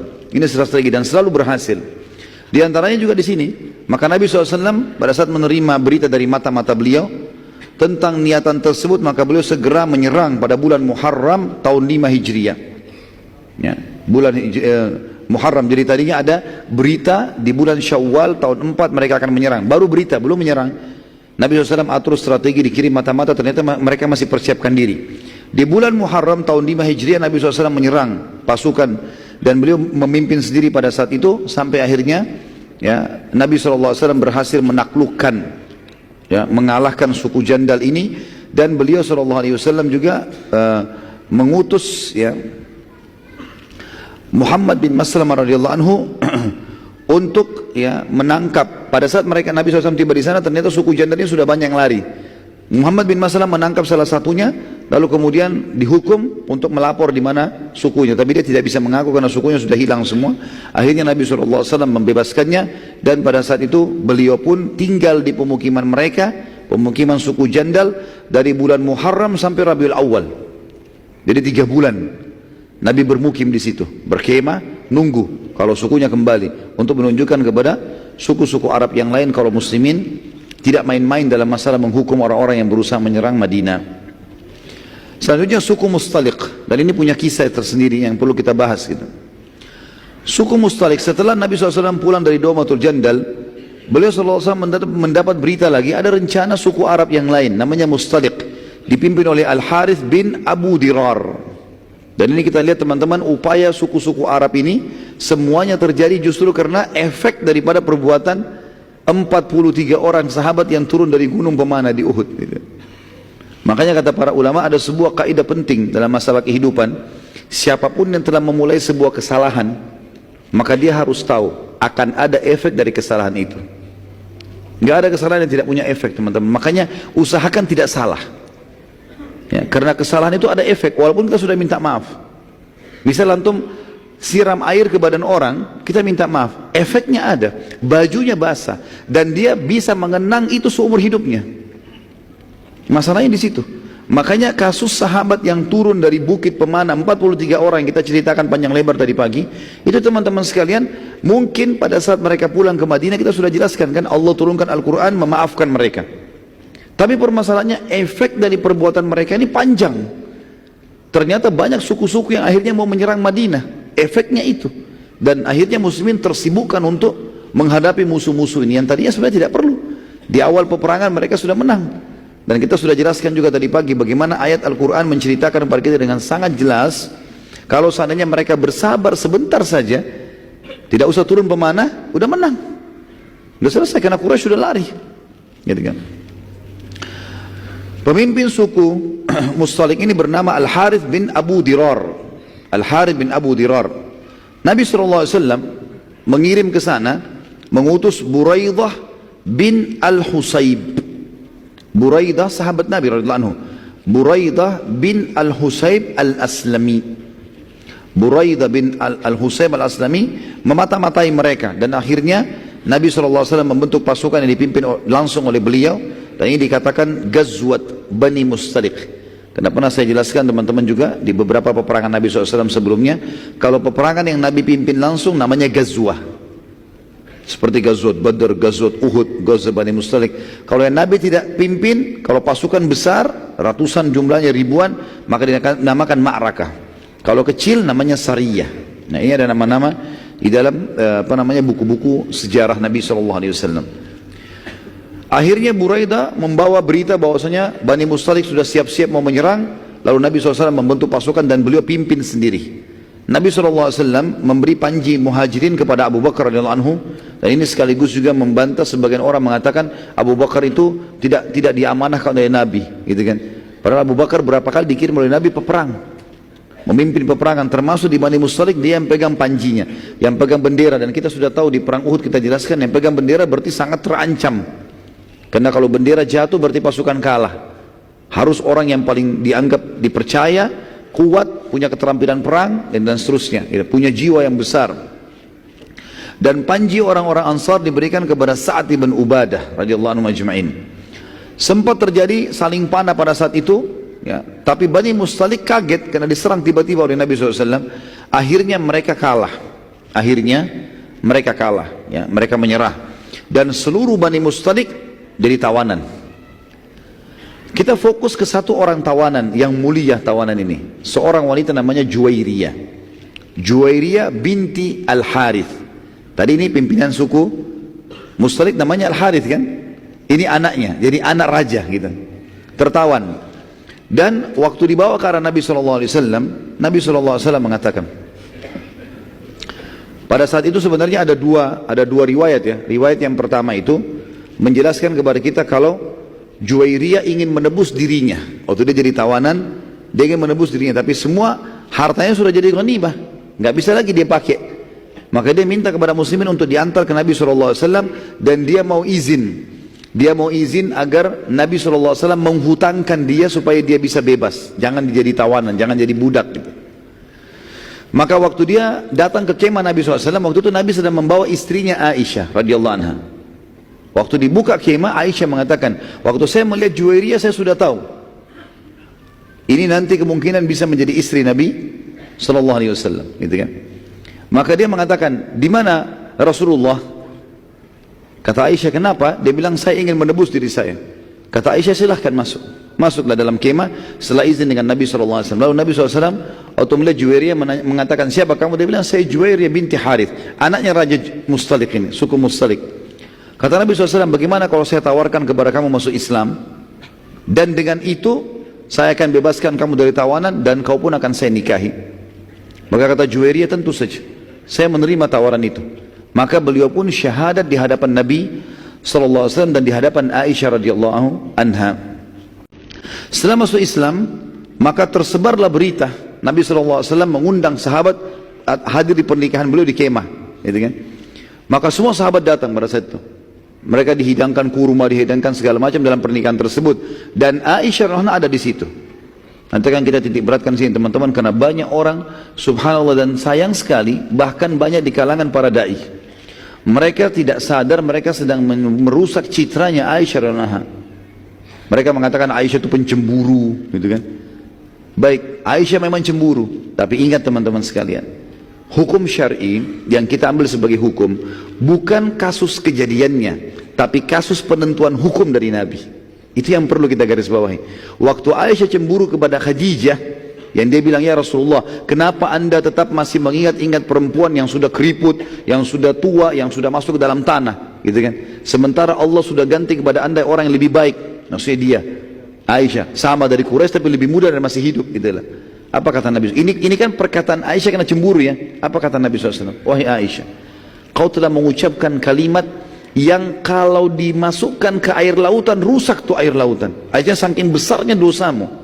Maka Aisyah pun meminta maaf dan beristighfar kepada Allah. Permasalahannya di sini adalah hukum syar'inya. Waktu Nabi menegur Aisyah, itu hukum syar'i teman-teman, bukan cemburunya Aisyah ini. Bisa ditangkap ya? Kita boleh menyebutkan sebagai kisah, tapi jangan Aisyah yang disorotin radhiyallahu anha.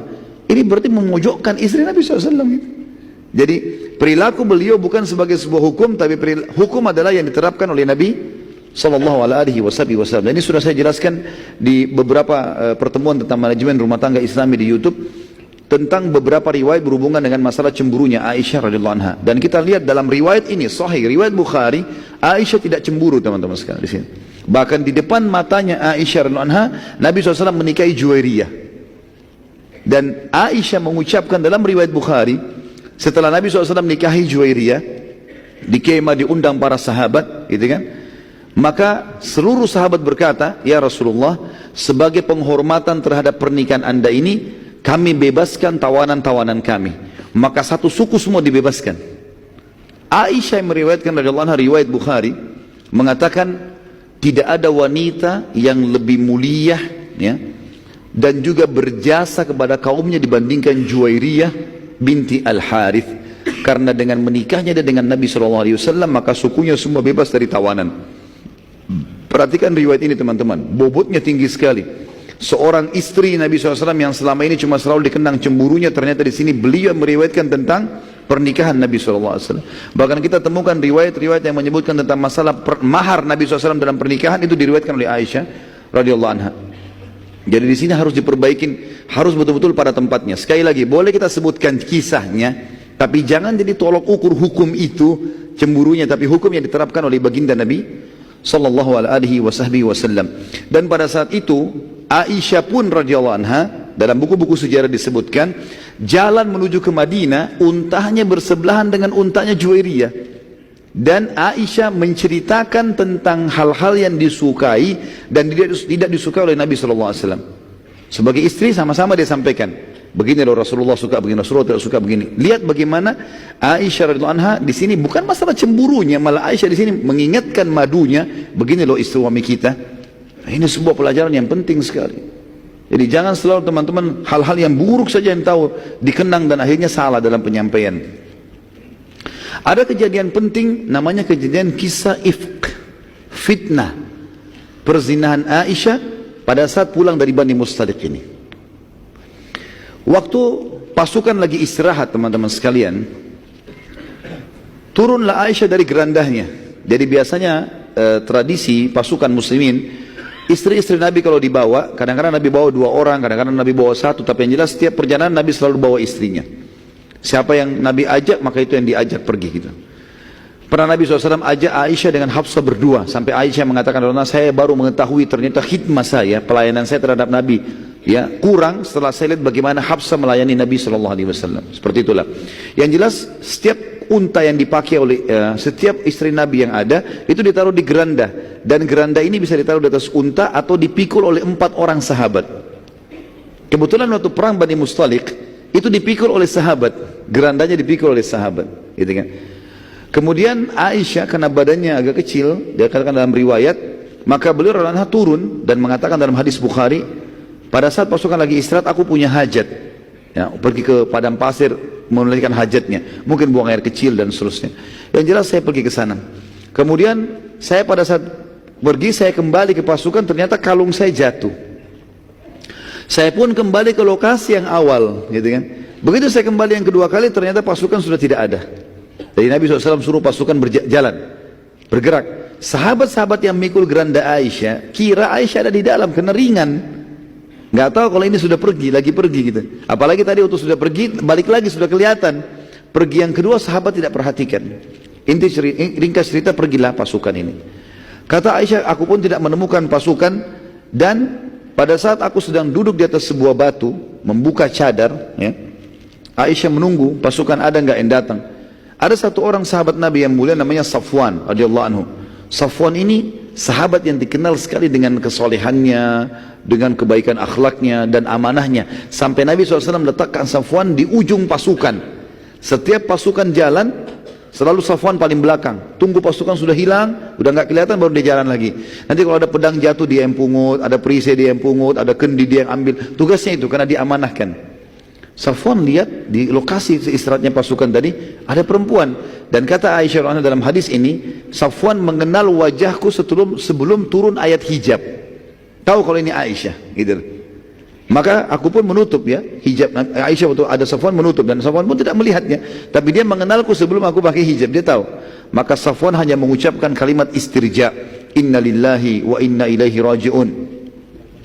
Pada saat itu pun, ya, Safwan mendekatkan untanya kepadaku dan memberiku kesempatan untuk naik, dan ia pun pergi menjauh dariku. Jadi unta didudukkan, diikat talinya. Biasanya unta kalau sudah duduk itu diikat talinya, dia tenang. Kemudian dibiarkan Aisyah naik ke unta sementara Safwan pergi jauh supaya tidak melihat aurat. Ini menandakan akhlak yang mulia dari sahabat yang mulia ini. Setelah diberikan kesempatan naik, Aisyah sudah di atas unta, barulah Safwan datang tanpa melihat sama sekali, menarik kembali tali unta, kemudian jalan. Pada saat itu kata Aisyah, sepanjang jalan tidak pernah ada terucapkan satu kalimat pun dariku atau dari Safwan Gak pernah Safwan bilang, kenapa kau terlambat, kenapa kau tidak pergi, ditanya bagaimana, tidak ada sama sekali kalimat. Juga Aisyah sendiri tidak pernah tanya, gak pernah bilang terima kasih, gak ngomong apa-apa nih. Di atas unta istri Nabi SAW, Safwan tarik tali untanya dari bawah, jalan. Pada saat teman-teman sekalian lagi berjalan seperti itu, ternyata saat kami tiba di pasukan, sudah mau tiba, pasukan rupanya sebelum tiba di Madinah, istirahat lagi. Pada saat itu teman-teman sekalian, lagi siang bolong ini. Pasukan istirahat, Aisyah datang dengan Safwan. Waktu melihat kejadian tersebut, kebetulan di dalam pasukan ada ikut Abdullah bin Abi Salul, pimpinan munafik.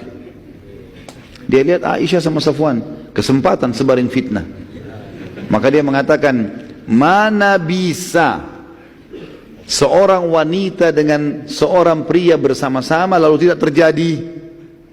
Tapi dia kasih mubham, tidak terlalu jelas, tidak terjadi. Dia nggak bilang zina. Dia tahu kalau dia bilang zina tuduhan, dia akan dihukum. Maka tersebar ini seperti virus di pasukan muslimin. Ini gosip ini luar biasa. Kalau Aisyah berzina sama Safwan, kalau Aisyah berzina sama Safwan, tersebar berita begitu. Aisyah mengatakan radhiyallahu anha, saya pada saat tiba di pasukan tidak berpikir apa-apa karena memang tidak buat apa-apa. Unta diturunkan oleh Safwan, didudukkan, saya turun lalu saya masuk ke dalam kemah bersama Nabi sallallahu alaihi wasallam, gitu kan. Ini sudah tersebar berita ini. Maka pada saat itu teman-teman sekalian, pasukan waktu sudah mau masuk ke Madinah, gitu kan, tersebar berita kalau begini dan begitu. Ini Abdullah bin Abi Salul yang saya bilang dalam riwayat dikatakan namanya juga Ubaidillah. Khilaf di antara ahli sejarah tentang namanya. Dia punya anak laki-laki namanya Abdullah juga. Jadi kalau saya bahasakan, kalau kita pakai riwayat Abdullah sama Abdullah, si ayah Abdullah munafik, si anak Abdullah mukmin. Ya. Jadi ada dua Abdullah, ayah dan anak. Ayahnya munafik, anaknya mukmin. Ya. Si Abdullah mukmin ini datang kepada, jadi Nabi SAW waktu dengar isu ini, beliau menyuruh pasukan jalan tidak berhenti.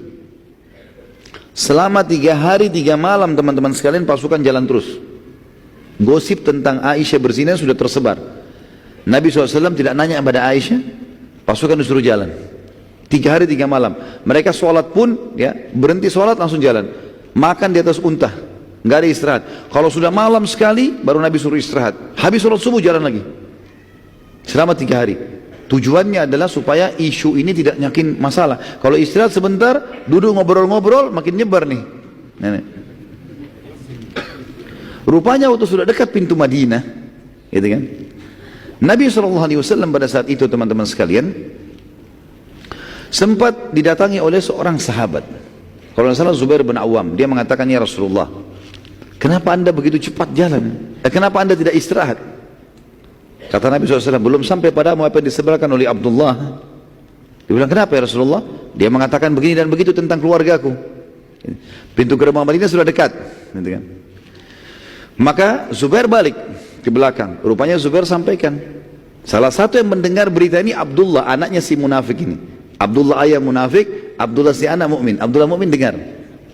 Lalu dia datang kepada Nabi SAW, ya Rasulullah, sudah sampai ke telinga saya apa yang ayah saya lakukan. Kata si Abdullah mukmin, kalau anda mau membunuh ayah saya, jangan suruh orang lain, biar saya yang bunuh ya Rasulullah. Nah, ya. Ada alasannya dia bilang. Karena kalau anda suruh orang lain yang membunuhnya dan saya nanti menemui saudara saya muslim membunuh ayah saya bisa marah, saya bisa bunuh juga dia. Jadi lebih baik saya yang bunuh ya Rasulullah, tugaskan saya. Kata Nabi SAW, tidak usah, biarkan saja ayahmu, gak ada perintah untuk membunuh, tidak usah. Rupanya Abdullah ini penasaran apa yang dia buat teman-teman sekalian. Dia henuskan pedangnya, dia berdiri Nabi kan di depan pasukan, ayahnya ada di belakang pasukan. Maka Abdullah berdiri di pinggir pasukan. Jadi pasukan lagi jalan, dia berdiri di samping sambil pegang pedangnya, dihenuskan. Dan biasanya orang kalau seperti ini nunggu musuh, gitu kan? Orang-orang semua lihat, kenapa Abdullah ini, ada apa? Orang nggak ngerti masalahnya. Tapi orang semua lewat, nggak ada yang ditahan sama Abdullah. Sampai ayahnya tiba. Begitu ayahnya tiba, lalu kemudian dia letakkan ya pedang di leher ayahnya. Dan dia mengatakan, rupanya waktu itu si munafik ini, si Abdullah munafik menyebarkan berita. Menyebarkan berita. Kalau ada masalah ini sebenarnya di sini. Ada masalah. Sebelumnya saya reviewkan dulu. Ada tadi yang saya terlupa teman-teman sekalian. Jadi di tengah jalan, waktu pasukan lagi istirahat juga, gitu kan?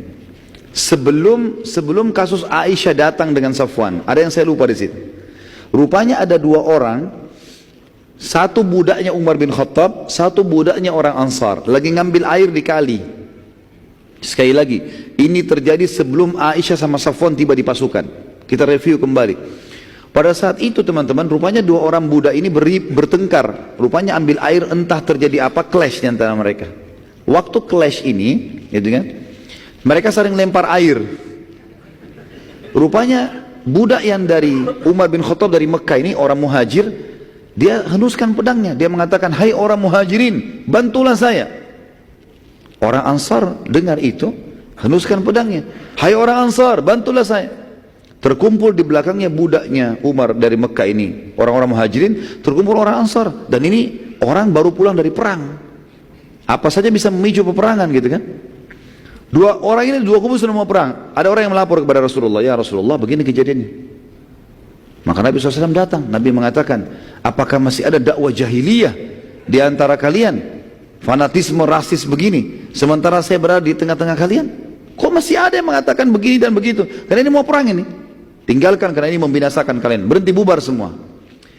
Abdullah bin Abi Salul, kepala munafikin, dia kan termasuk tokohnya suku Khazraj. Ada suku Arab Madinah dari Ansar ini dan suku Khazraj. Dia salah satu tokohnya. Waktu dia dengar, dia bilang, apakah muhajirin sudah kerjakan itu buat kami?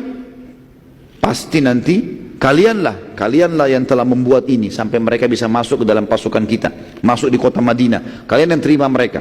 Mestinya nggak usah diterima tuh muhajirin masuk ke Madinah. Nggak perlu kita bertemu sama mereka. Seperti itulah kurang lebih bahasanya. Maka pada saat itu teman-teman sekalian tersebar isu, kalau mereka tiba di Madinah, kata Abdullah munafik ini, kalau mereka tiba di Madinah kita akan usir. Bukan cuma orang-orang Mekah, termasuk Nabi Muhammad SAW kita akan usir. Seperti itu. Nanti kita bacakan dalam surah Al-Munafikun, turun ayat menjelaskan masalah itu. Yang jelas teman-teman sekalian, rupanya waktu kejadian ini, Abdullah ini, ya, si munafik, merasa terpukul karena tidak jadi peperangan dan dipisah, gitu kan? Waktu dia lihat Aisyah datang dengan Safwan, dia sebarin berita tadi isu. Karena tadi gosip yang pertama nggak berhasil, perang nggak jadi. Sekarang dia mau buat yang kedua ini. Kita langsung pindah ke kisah tadi. Maka Abdullah si anak meletakkan pedang di atas lehernya, di leher ayah, lalu ayah mengatakan, ada apa wahai Abdullah? Apa kau sudah mulai durhaka dengan orang tuamu? Kata Abdullah anaknya, demi Allah kau tidak akan pernah lewat hai ayahku sampai diizinkan oleh Rasulullah SAW. Rasulullah izinkan saya lewatkan, kalau enggak saya akan bunuh kamu. Kata ayahnya, kau durhaka. Dia mau coba bergerak. Betul-betul si Abdullah ini terkenal mahir dalam memainkan pedang. Dia coba menetakkan dan serius. Ini kalau ditarik bisa terluka lehernya ayahnya. Dia lihat anaknya serius, dia mengatakan baiklah. Dia tidak bergerak. Dilapor kepada Nabi SAW. Ini beritanya begini nih. Nabi SAW bilang, sampaikan kepada Abdullah si anak, izinkan ayahnya untuk masuk Madinah. Jadi kan. Ringkas cerita sudah selesai ini teman-teman sekalian. Masuklah ke Madinah.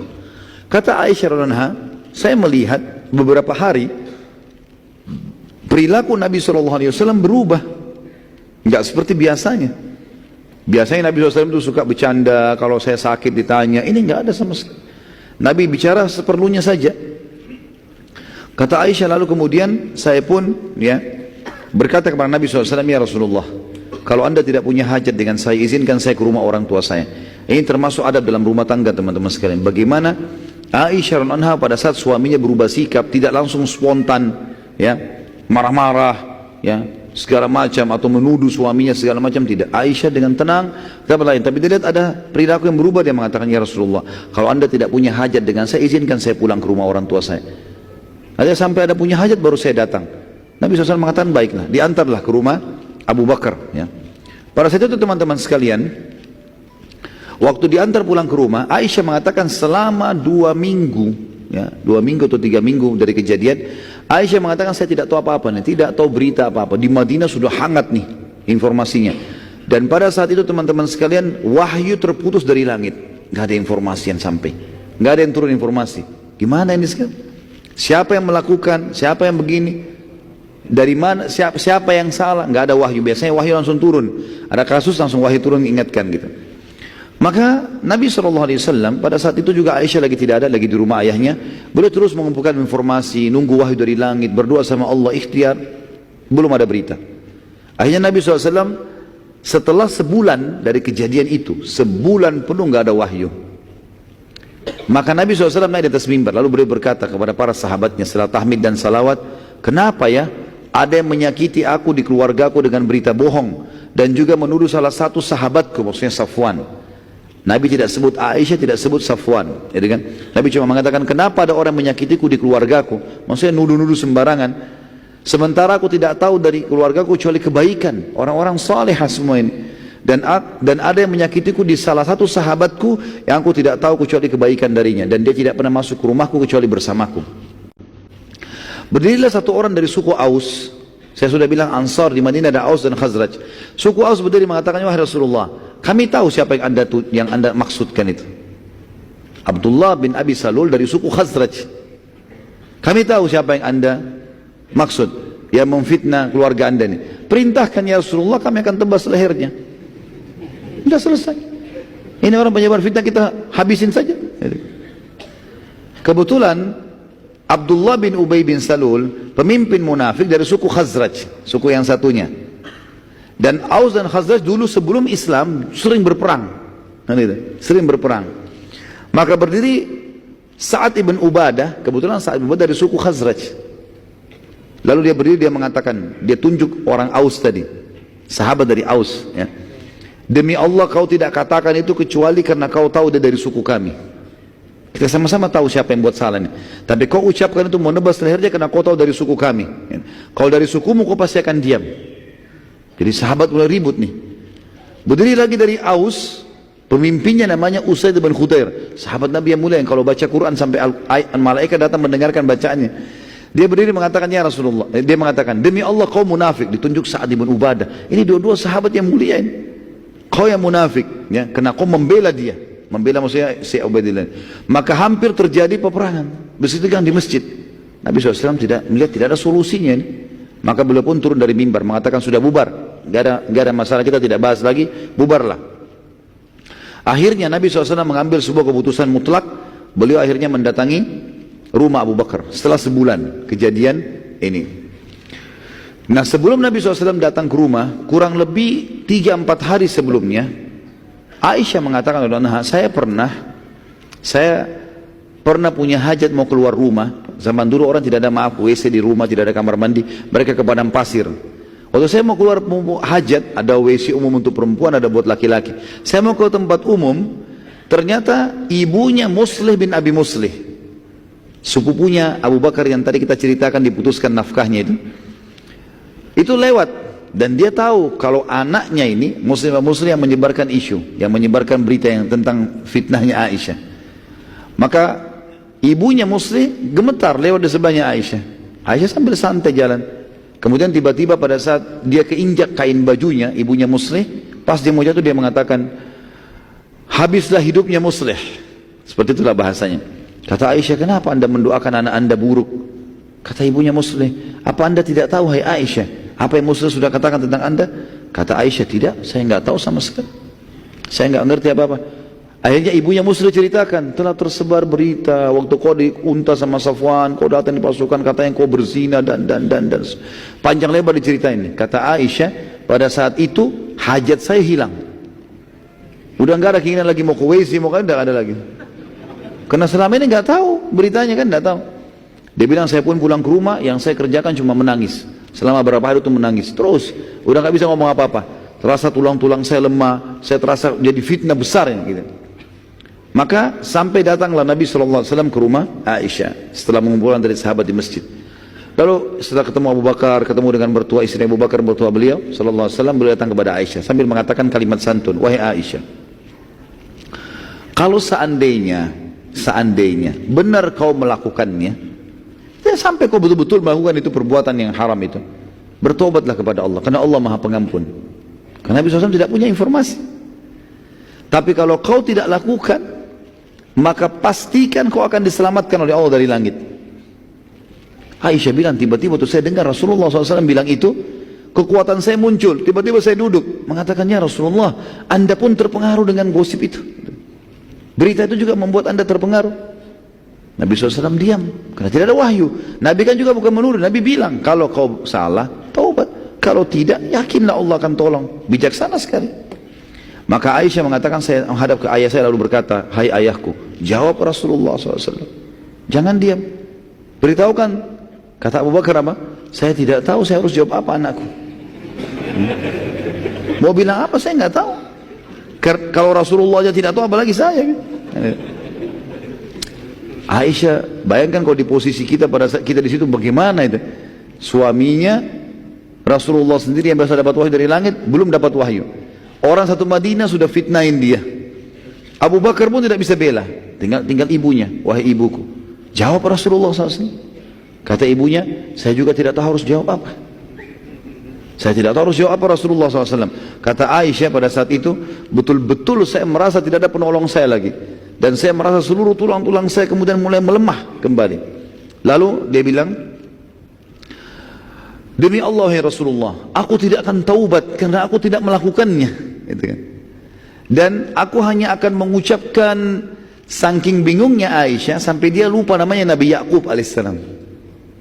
Kan Nabi Yakub alaihissalam waktu Yusuf hilang, dia mengatakan dalam ayat, innama ashku bathi wa huzni ilallah, saya keluhkan kesedihan saya dan masalah saya kepada Allah. Ya, Aisyah mengatakan, saya akan mengikuti, dia lupa namanya Nabi Yakub. Berapa kali diulangi sampai dia mengatakan, hamba Allah yang saleh, bahwasanya saya akan keluhkan permasalahan saya kepada Allah gitu. Lalu tiba-tiba pada saat itu teman-teman sekalian terjadi keajaiban yang luar biasa. Rasulullah SAW berdiri, pergi ke sudut rumah Abu Bakar, lalu kemudian duduk. Dan ini tanda-tanda beliau menerima wahyu. Setelah sebulan tidak ada wahyu sama sekali. Nabi SAW duduk, Abu Bakar tahu wahyu sedang datang. Maka Abu Bakar mengambil selimut menutupi badan Nabi SAW. Sampai selesai, maka Nabi SAW mengatakan, berdiri, terimalah berita gembira wahai Aisyah. Allah telah menurunkan pembebasanmu dari langit. Turun ayat menjelaskan kalau kau tidak zina. Gitu kan? Maka Abu Bakar dengan gembira, Abu Bakar waktu itu bimbang kan? Dia bingung. Waktu Nabi SAW masuk pertama di rumah, dia takut jangan sampai anaknya betul-betul. Waktu turun wahyu, Abu Bakar bilang, saya takut jangan sampai ayat betul-betul membenarkan itu terjadi. Jadi bimbang sebagai seorang ayah, terjadi atau enggak nih. Maka waktu Nabi sampaikan, kau bebas ya Aisyah, kata Abu Bakar, alhamdulillah wahai Aisyah, berterima kasih pada Nabi SAW. Kata Aisyah, saya tidak mau terima kasih pada Nabi. Saya akan terima kasih kepada Allah yang telah membebaskan saya gitu. Karena dia merasa Nabi tidak dukung dia gitu. Maka pada saat itu turunlah surah An-Nur. Surah nomor 24 ayat 11 sampai ayat 14. A'udzu billahi minasyaitonir rajim.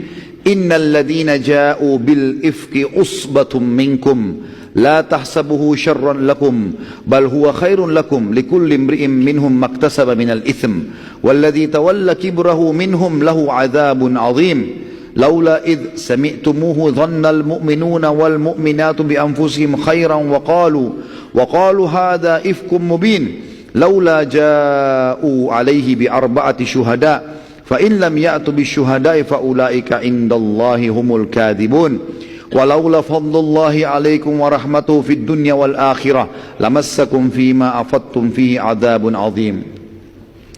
Sesungguhnya orang-orang yang membawa berita bohong itu adalah dari golongan kamu juga, dari muslimin. Janganlah kamu mengira bahwasanya berita bohong itu buruk buat kamu. Bahkan itu baik buat kamu. Tiap-tiap orang dari mereka akan mendapatkan balasan dari dosa yang dikerjakan. Dan siapa di antara mereka yang mengambil bagian paling besar dari penyiaran berita bohong itu, baginya adab yang besar. Maksudnya si pimpinan orang munafik.